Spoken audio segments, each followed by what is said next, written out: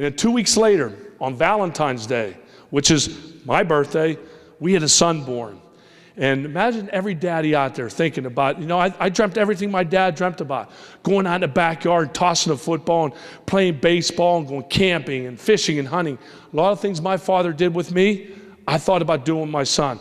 My little brother Danny had his son born 11 days before Hunter. I dreamt about those two getting together and playing football together and playing tackle the man with the ball in the backyard. I dreamt of all those things. Day in the hospital, first person I called, Thurman Thomas. And the reason was, he had 3 girls. I called him up and said, Thurman, just want to let you know we just had a baby. He goes, oh, really? Congratulations. I said, no, we had a boy. He goes, really? I go, yeah. I go, did I tell you I had a son? He goes, yeah, you told me. I said, a boy, right? He goes, yeah, you told me. I rubbed it in so much on him because he had 3 girls. But I was a proud papa. I mean, this was a son born on my birthday. How special is that? Valentine's Day. And I named him Hunter. I love to hunt. I love to fish. I love to camp. I like to go outdoors. And I named him Hunter. And unfortunately, 4 months into his life, he was diagnosed with a fatal disease called Krabbe leukodystrophy. And for those people out there who don't know what it is, I'm going to take a minute to let you know. It affects the white matter in your brain. And what the white matter does, it controls all your motor skills. Pretty much everything we take for granted each and every day, the movement of your arms, your legs, your hearing, your sight, your swallowing. These children cannot move any of those motor skills. The average life is only 14 months. Well, my son lived to be 8.5 years old. And it's not because of the disease wasn't that bad, because he was on oxygen 24 hours a day. He had to be suctioned about 150 times a day because he had no muscle strength to swallow on his own. He's on so many different medications, ate through a JG tube, all those unbelievable things. But the reason he made it is because he loved it he has at home. My wife, I've received over the last couple of years Father of the Year Award, National Father of the Year Award, and the thing is, I almost felt guilty on taking it. Because yes, I think I am a very good father, but there's nobody in a million years can live up to what my wife does. And I think every father out there, especially the ones with special needs children, can understand how important mothers are. Mothers, God bless y'all, because my wife is Mother of the Year every day of her life. She has sacrificed her life. It has changed her life. My wife's faith is now carries her along each and every day. But she is Mother of the Year every day of her life. I don't know how she does it. I know I couldn't do it. I'm being honest with you. I do what I have to do. I have 2 other, thank God we have another daughter that's healthy, but I have 2 girls. And that's pretty much when my son was around. That was my job, not so much job, but that was my duty to make sure my daughters were taken care of, because a lot of times my wife had to spend majority of time with my son because he was 24-hour day care. But the thing is, throughout the course of his life, we treat him just like he was one of us. My daughters would play with him, they would roughhouse with him, but he was just, he was Hunter, he was us. It didn't matter that he had oxygen, that he couldn't move a muscle in his bone. He was a Kelly.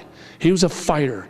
He was the toughest little boy I've ever met in my life. And I remember when I was in New Orleans, the day that I was picked to be in the Pro Football Hall of Fame, I went to bed every single night praying to the good Lord that if it's His will, please let my son be there the day that I'm inducted into the Pro Football Hall of Fame. August 3rd, my son was there the day that I came to this beautiful city, and I was able to give my acceptance speech in front of my son.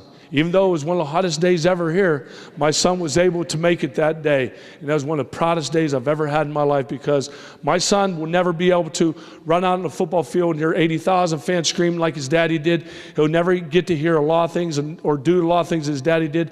But I'll tell you what, my son is going to do so many greater things. He already has. Throughout the course of his 8.5 years, he's changed more lives than most people can do in a lifetime. He is my hero, and he always will be. But the thing is, it just doesn't stop there. Throughout the course of his life, he's been able to change things. When he was born, there was no treatment for my son's disease. Now there is. There are kids now that are walking, talking, and smiling that never had a chance before, that exact same disease my son has. Now they're being able to do those things. And one of the things that we're working on with Hunter's Hope is newborn screening. Because if my son was able to be screened and they found out the treatable disease of Krabbe, that they would have been able to do it, he would have had a quality of life.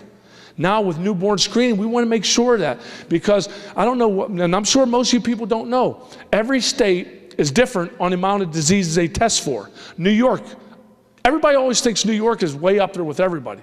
Yeah, insurance-wise there are. Thank God for New York for insurance, but New York tested for only 11 diseases. So when you have a child, they go and when they're born, they get the heel prick, they send it off to the lab, they do the tests on diseases.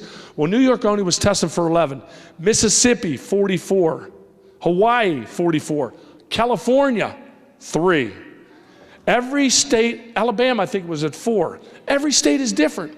So I made a trip up to see Senator Hillary Clinton. I went to see Governor Pataki. Anybody would open their door for me, I went to see in Washington, D.C. I walked office to office talking to all the senators and congressmen because I wanted to make sure the kids out there don't have to suffer the way my son does. Over 3,000 babies die every single year because they're born in the wrong state, because they did not test for that disease. And by the time they found out about the disease, like my son, we didn't know until 4 months into his life that he had this disease. It's too late. Now they're either on oxygen 24 hours a day or in a wheelchair, or their life is going to be cut short because of this. And when I found out those stats, I said, you know what? This is my commitment. Now this is where I'm going, because I know if my son was tested early enough, he could have a quality of life. I saw what he goes through. It's not good. And the thing is, I'm in a position where I can do something about it, and I'm going to do something about it. Until they test for all the treatable diseases, and they're 60, I'm not going to stop until they do it. And I guarantee you within the next 3-4 years, they're going to be testing in every state for that amount of diseases.